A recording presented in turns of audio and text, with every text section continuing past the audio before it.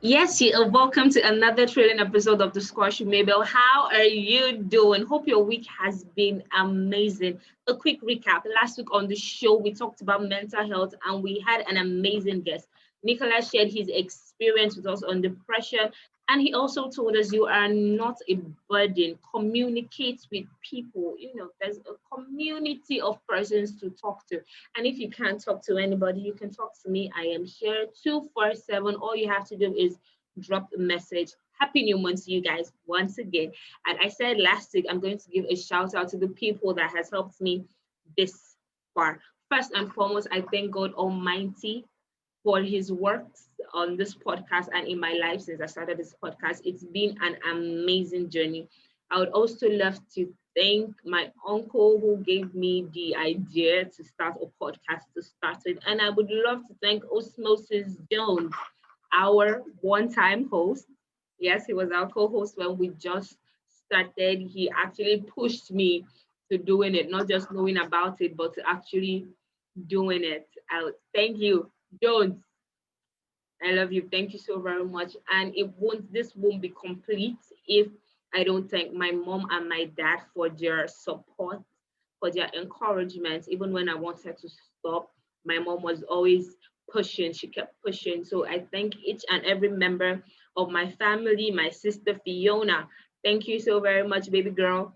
And next week, we will continue with the names. If I do not mention your name, do not beg. So please, I beg, don't beg. But I'll try and mention each and every name I can remember. On that note, guys, let us dive into this week's episode. So, on this week's episode, we're talking on building your self-confidence and your self-esteem. What is self-confidence and what is self-esteem, and how do we build that? We are going to know in a bit. So, do not go anywhere. Don't hit any button. Just relax, enjoy the jam, and if you're listening alone, you know you're doing it wrong. Trust me, you don't want to listen to this alone. Tell your loved ones, tell your haters, tell your neighbors, tell your WhatsApp contacts, your Instagram followers, tell everybody about this podcast. Do subscribe, like, and comment on Breaker or any other podcast app you listen to. Don't go anywhere. I love you. Back in a few.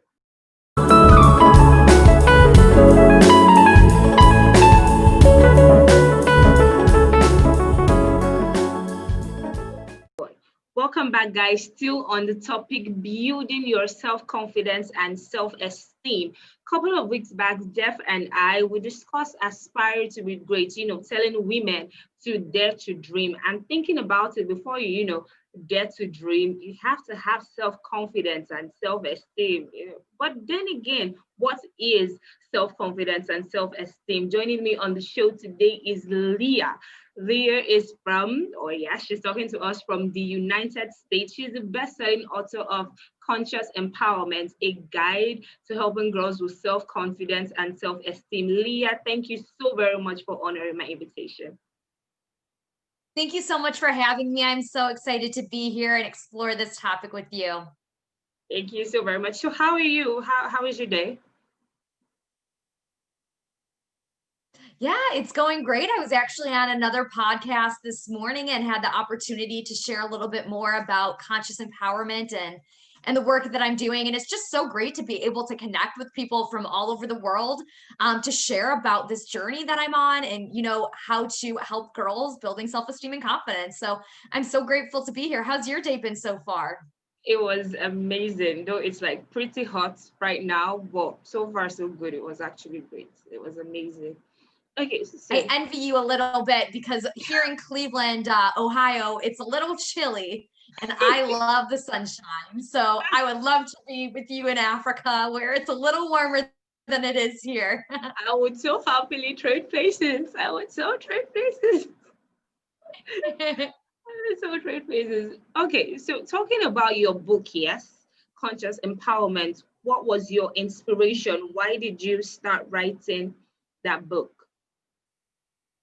Yeah, that's a great question. So what I realized was that a lot of girls struggle with confidence and self-esteem. In fact, 7 in 10 girls believe that they do not measure up in some way, shape, or form, whether it be the performance in school, the relationships they're in, or, simply with the way that they feel about themselves. And this is a really unfortunate statistic.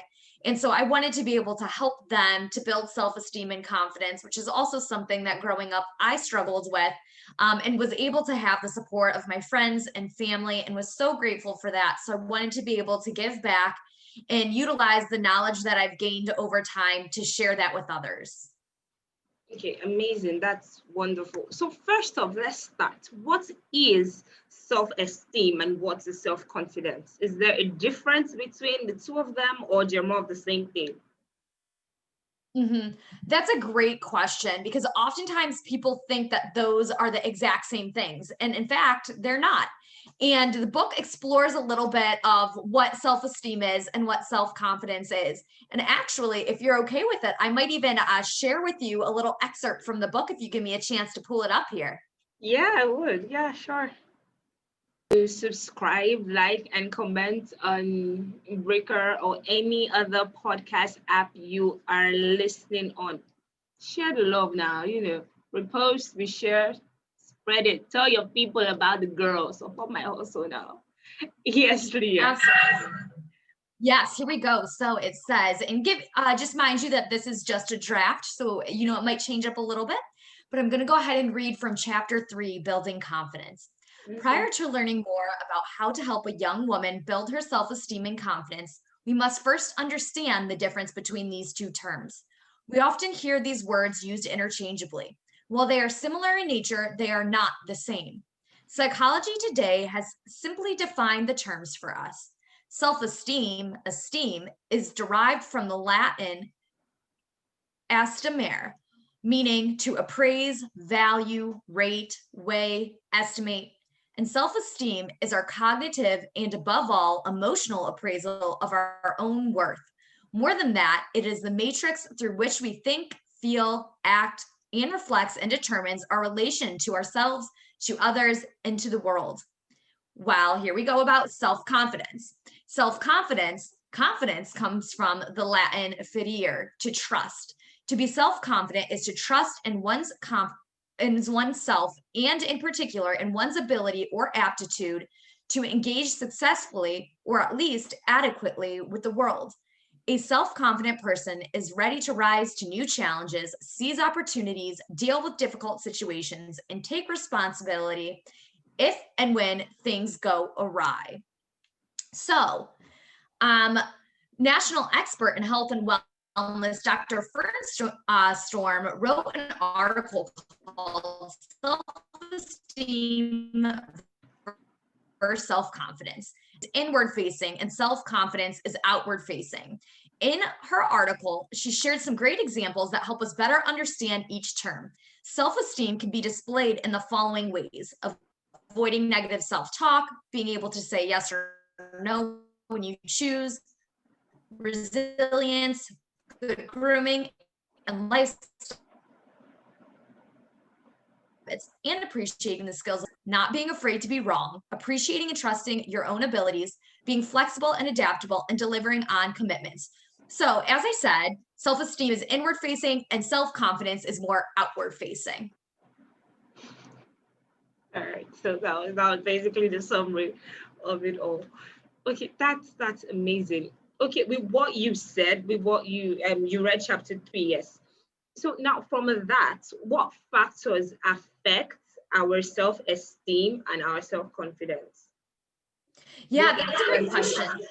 That's a great question. So I think there's a lot of things that affect our self-esteem and our self-confidence, right? It's the experiences that we've had, the environment we're in, a little bit of nature, so basically your genetics and how your body is wired, and a little bit of nurture as well. So the people that are surrounding you, and the experiences that you've had, those things all impact the way that you feel about yourself. So can you ever think of a time where maybe you were struggling with your confidence, and how you were able to increase your confidence or your self-esteem? Well, yes. Okay. So when I was, well, no, I won't say when I was growing up. yeah, because it's kind of something I'm still trying to strike a balance. I am a very shy Sure. person because I always have there's always a voice at the back of my head. Are you good enough? Can you do this? I'm always second guessing myself, yes. And I have to, my mom has to tell me that you can do it, Benny, you can do it. Or like my close friends have to like, yes, you can do it. And it just, whenever the voice pops up, the am I good enough, then there's another voice that is, you can do it, you can do it, you can do it. And I'm like, what's the worst that can happen? And when I ask myself what's the worst that can happen, then I start picturing the worst that could happen. Okay, you could fall, people could laugh, people could, I'm just like, all right, let's do it. But still, I know I am still struggling with, I can't say my self-confidence is on a level. I can say it's on a C. Yes. I'm Mhm. trying to believe in myself more, that I can actually, you don't know if you don't try. And so I'm like, Absolutely. okay, yeah, so that's basically it. Yeah, no, I appreciate you sharing that. Thank you for being so courageous and sharing a little bit about yourself and your story with me. I really appreciate that. And, there was a couple things that stood out that you had said. And one of those things was that it's something you're still working on. And you know what? It's something I'm still working on too, right? Despite all the research and all the people that I've talked to and all the things that I've said and done. The thing about confidence is that, it's not always stable. It can ebb and flow, right? So some days you might feel more confident and other days you might feel less confident. This Yeah. also goes for certain areas. So you might be super confident in your skills of writing, but maybe less confident in your ability to hit a baseball, right? So you can be confident in one area and not confident in another area. And I think it's really important that as women, we share with one another that we're all on this journey to building our self-esteem and confidence, and that we need to be there and support one another because it is challenging. And, there is a lot of societal expectations that say a woman should do this, a woman should be like that. And, having to fight that every single day with the messages that we see in the media can be extremely challenging. Yeah. So, I'm right there with you. I think a lot more people struggle than they want to admit, which is exactly why, I wrote this book, is to kind of share some different advice and tips on how we can help young girls so that when they become, adults like us, hopefully they're in a better position. That's beautiful. You actually, deciding to write a book on helping people to, like, I know it'll be hard for us to read. How long is the book? It is 16 chapters. Yeah, so it's 16 chapters, and in the beginning it goes into kind of the history of intersectionality and feminism and what self-esteem is, what confidence is, kind of that background. Then from there are 6 principles. So 6 different things that individuals who work and live with girls can do to help the girls that they live and work with. Then giving them some how-to tangible tips that they can apply, and then it kind of all wraps up. Okay, so when your book is available, yeah, where can we get it? Like Amazon? Yeah, so it is actually on pre-sale now for the next week, which is super exciting.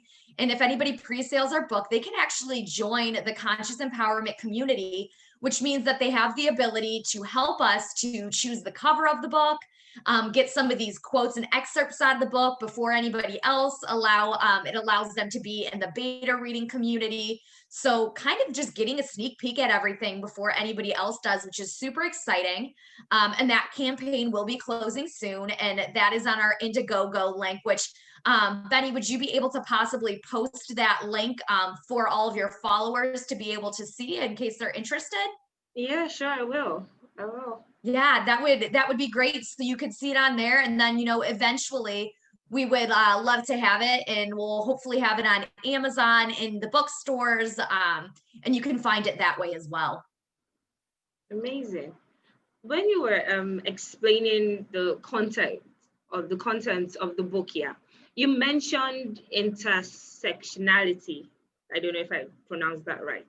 Okay, Yes. so I saw that on your story, yeah, and yeah, I had to look it up.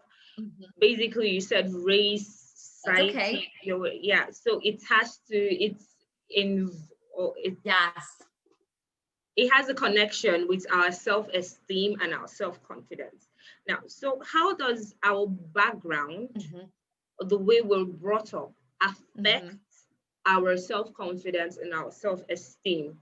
So we as upcoming Yes. parents, yeah, we know how to act, and also the parents listening, they know, and us that have siblings, we know what to do, what not to do, maybe things we say, how we reacted to a situation. So how does our background affect our self-confidence and our self-esteem?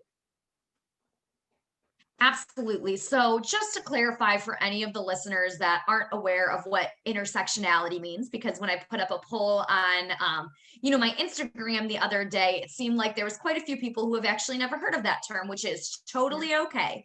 But basically, intersectionality is this idea that there are different elements of us that make us who we are. So, like your race, your culture, your ethnic background, your socioeconomic status, right? Your gender identity and all of those different things. And those all play a role because they all go together to make you who you uniquely are. And so this book really explores how those intersections help or hinder a girl from being confident. And so just some examples, when you think about intersectional feminism, it's kind of that idea that there are, you can't take, and this was something that Kimberly Crenshaw had said, who was the one who came up with this term, intersectionality. And that is that you can't just take the experiences of a Black man and of a white woman and put those together to be the experiences of a Black woman. Does that make sense? So you need to look at who she is uniquely and think about how those intersections of who she is impact her. So I know that, throughout the stories, we've had, roughly 35 individuals that we listened to and heard their stories and incorporated in this book. And because of different people's backgrounds, they've definitely had different experiences with their confidence. So one of the things that I can think about is, for example, I spoke to Miriam Wong, and she is in the Hispanic community. And one of the things that she was sharing was that a lot of the immigrant families are still learning how to speak English, and sometimes that language barrier can be a hindrance because they're just trying to get up and on their feet. And so trying to help their daughter with confidence can be really hard when they're just trying to have their basic needs being met.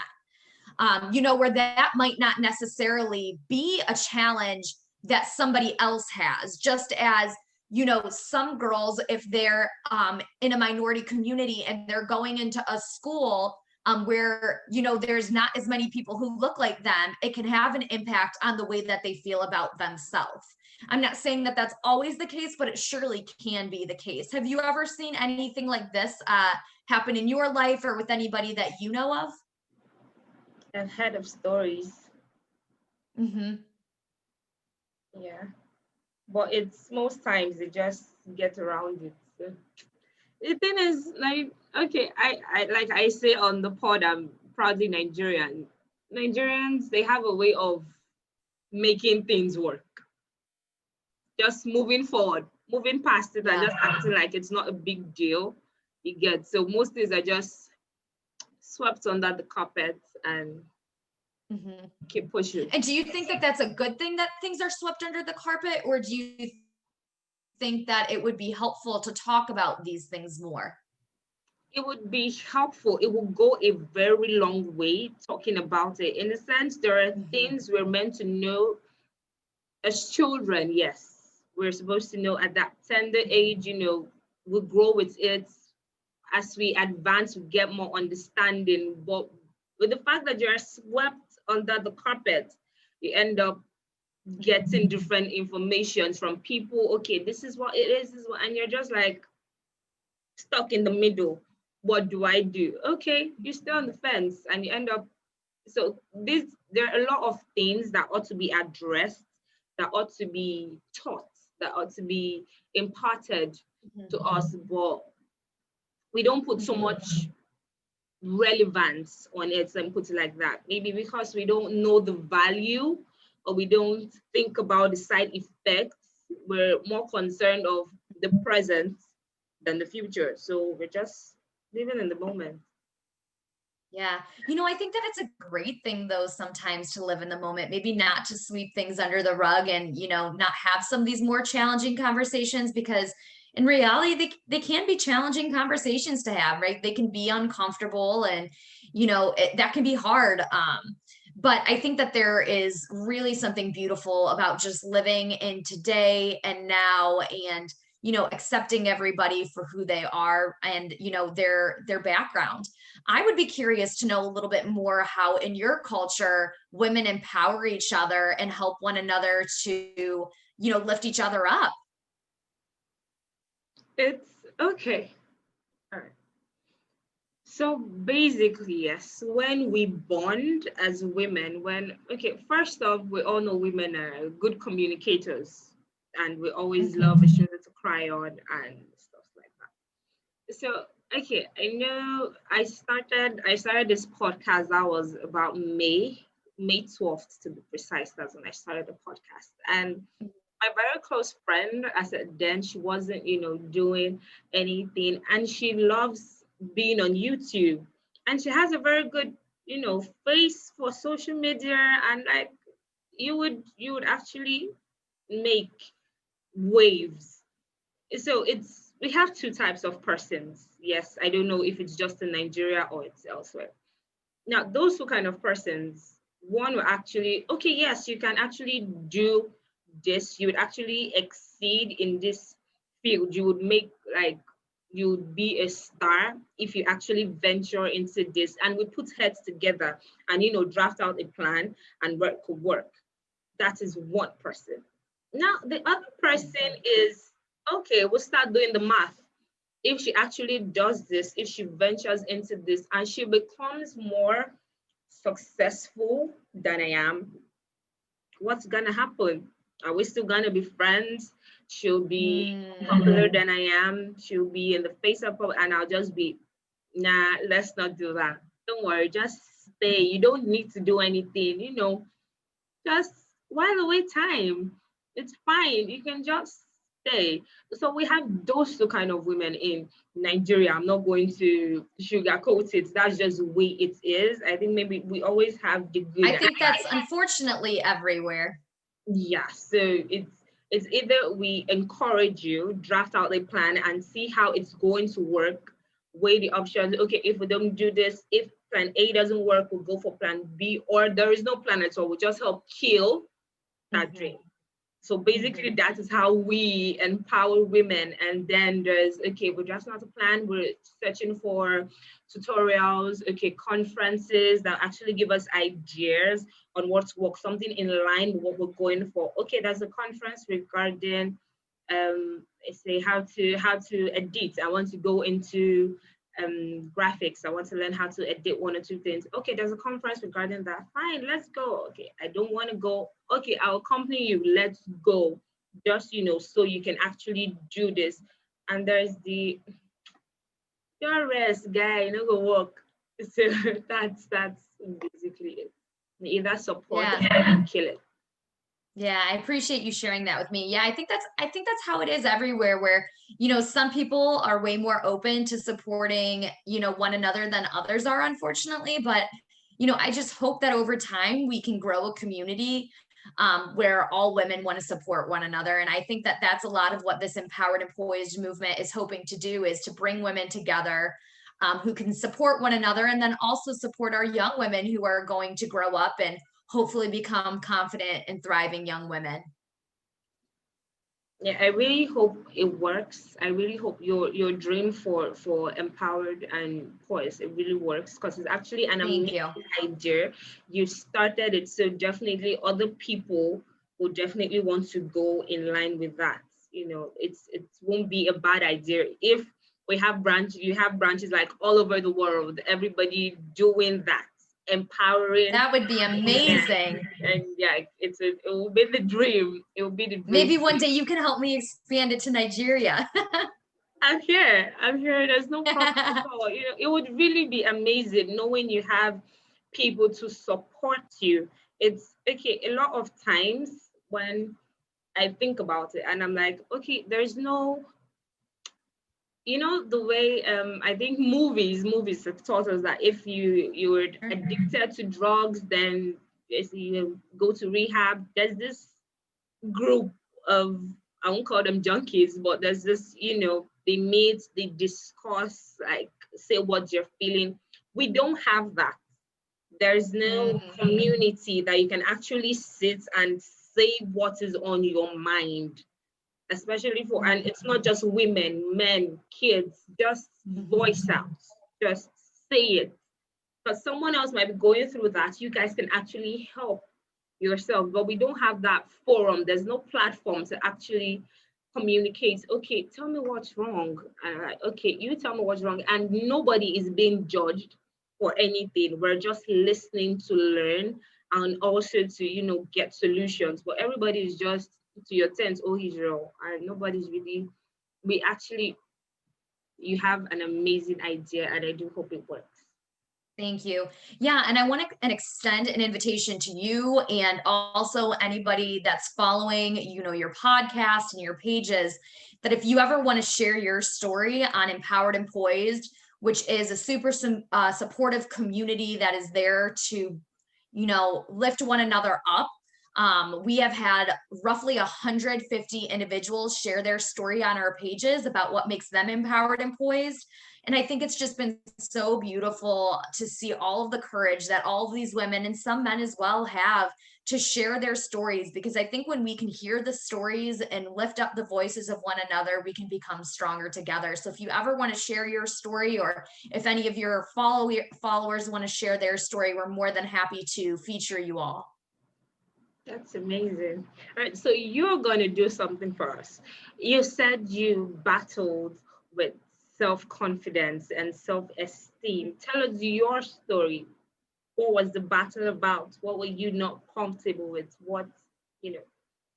Yeah, that's a great question. So, I think there are skills that I am confident in, but definitely with my self esteem, I think I would just get really down on myself about a lot of things, thinking like, you're not pretty enough, you're not skinny enough, you're not smart enough, just these horrible, stories that a lot of other people, including myself, have told ourselves time and time again. And that can just really crush your spirits. And it got to the point one time where I just really did not like who I was. And, that has brought me to tears in the past. But thankfully, I had a really wonderful community, a really great family, really great friends who have supported me and helped to pick me up when I'm feeling down. But a lot of this rooted, unfortunately, from, social media. I'm still pretty young where I'm in that social media age. And what had happened was, I thought I wanted to be a personal trainer. And I said to myself, like, if you don't look like these girls on Instagram, then basically you're not going to be successful. And, over time, I realized that's just not true. And sometimes that took me completely going off of social media and disengaging with it so that I could regain my sense of self and realize that, my worth isn't tied to, the way that I look or anything like that. And, I'm beautiful because I am me, and that this is the way that I was made.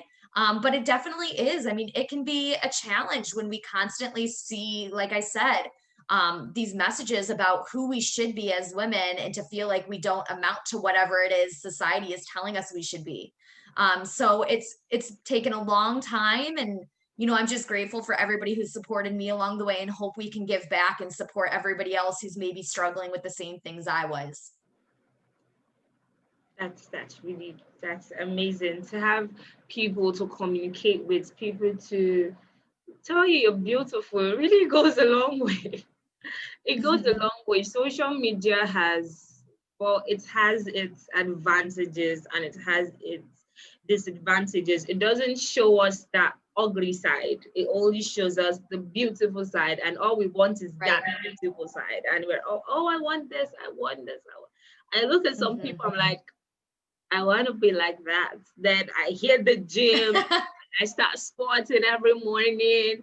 I start drinking some tea, so like I will have big belly. Yeah, some people go as far as changing the color of their skin just to look perfect, and it's Yeah, it's funny that you mentioned that because that's another thing that we've highlighted in the book is, how skin color can impact the way somebody feels. So, you know, um, oftentimes in a lot of cultures, like for me personally, being a white woman, we always want to get tanner and look darker. And, but then when I was interviewing some women from the Asian culture, you know, like this one woman, she shared her story about how her mother would literally give her bars of soap that would whiten her skin, and that they would bleach themselves and things to be more beautiful. So depending on your culture, sometimes darker skin is more valued, where in other cultures lighter skin is more valued. And I just find it so kind of crazy that we're all trying to be something that we're not, rather than just embracing who we are and the way that we were made. But when we talk about race and culture and things like that, and how self-esteem can impact our confidence, I think that's a great example, is that in different cultures, even the way that your skin is or the way that your hair is can make a difference to how you feel about yourself and what you want to be. yeah, it really does. Those little things. It, we're always trying to change. I love your hair, by the way. But Oh, thank you. I I still, I curled it. still, I should say, when you sent me that picture the other day, I totally thought you were gorgeous. I was like, oh my gosh, look at her. And again, I know it's not all about the outside, but you are totally stunning. thank you so very much. Thank you. I really You're appreciate it. welcome. All right. So before we wrap up, yes, does your self-esteem have anything to do with, or okay, let me rephrase, people being in toxic relationships, does it have Mm. anything to do with your self-esteem for you to stay? Because a lot of times people like women I've communicated with, you're like, I don't think I can find somebody else that can love me the way he loves me. He loves me with my this, he loves me with my that, he loves me regardless of this, and they still stay in all that toxicity. So does your self-esteem have anything to do with you tolerating all that bullshit? Yeah, I appreciate you asking this question. And yes, it definitely can impact the relationships that you're in. And this is why this topic is so important. Just one of the many reasons is because, when a girl or a woman struggles with her self-esteem, it puts her at higher risk for getting involved in toxic, unhealthy relationships, and becoming, an individual who's experiencing potentially, domestic violence and situations like that. But when we know our worth, it's a little easier to get out of the situation, Yeah. to know that you're worthy of somebody who treats you well and values you for who you are. So it, yes, absolutely does impact the people that you keep around you. And if we can have a better and higher self-esteem and more confidence in our ability to do better and to achieve more, we're more likely to be able to get out of those relationships. And again, it's also important, and I want to advocate, as I am, a social work student, for mental health and just, being able to seek help and not being afraid to go to therapy or seek professional help. If you're in a situation like that, there are plenty of hotline numbers out there that you can call if you are struggling and in an abusive relationship and need to get out. Well, that's a wrap. That's really amazing. So to those people out there struggling, people that feel they're not good enough, they're not good enough for the position of the MD, they're not good enough to date Justin Bieber, people that feel they're not good enough to, look like Kim Kardashian. Well, that are constantly, people that constantly feel they're not good enough. What's your advice? I think definitely take a look at this book to learn some of the ways that you can support the young girls in your life who maybe don't feel that they're good enough to be able to support them in their journeys. But if you're the one struggling, I just encourage you to, if you need to take a break from social media because maybe that's triggering for you, take a break. Affirm yourself and remind yourself of all the good things that that you have, the qualities that you have that are positive. So one of the things that you can do is have a gratitude journal, because there's a lot of research out there that shows when you are gracious, that can also help you. So one of the things that I did when I was feeling down was every morning I would wake up and share, 5 to 10 things that I'm thankful for. And this can happen the same for you. You could say, what are 5 to 10 things that I love about myself, and write those down each and every morning. And take advantage, of Googling different ways that you can improve your confidence and your self-esteem, because we are so fortunate to have the access of so many resources out there. Take a look at the different advice of different women and research and individuals in the mental health profession to help yourself, to become more confident and love yourself more, and just, you are who you are, and be who you are, and love who you are, because you're worthy. Amazing. So, guys, you heard you are worthy. Love yourself. Like, you matter. So, love yourself. Accept yourself. Yes. No matter how you look, no matter how you sound. Funny enough, uh, when I started the podcast, yes, I was so concerned with how I sounded, because I was like, you don't sound good. You don't sound nice. Your voice isn't sexy. And I was like, Oh no, yes it is, girl. You are rocking it. thank you so much. But that was like the feedback I was getting. I had to start Sure. going on YouTube to check voice trainings. And it got to a point, because I became so conscious of it whenever I start to record. And I'm like, oh, with the accent. And I'm like, so you guys know. And I'm like, maybe I'll not go bite your tongue. Go. Like, I shouldn't get injure myself trying to form accent. Yeah, just embrace who you are. You're good enough just the way that you are. Exactly. So, guys, provided you can hear me, anyhow I speak it, anyhow I sound it, just take it like that, please. I can't come and die. We got one life, man. But Leah, thank you so very much. I love your smile. Yes, I said I was. Oh, thank you. Thank you so much for having me. It's been such a joy. Hopefully some of the information that I shared can help your audience. Yeah, I also do. Please listen, subscribe, like, comment, repost, and repost. Share to your lovers, your friends, even your haters. Share, click the link, okay? Leah, it's an honor. Thank you so very much, okay? Thank you. So, guys, yes, we are still here, and we're in the month of December, the month of Thanksgiving. And I said I was going to give a special shout out to the people that has made me come so far. So, first off, I'm thanking God Almighty for his works. Very, very. I thank him so very much.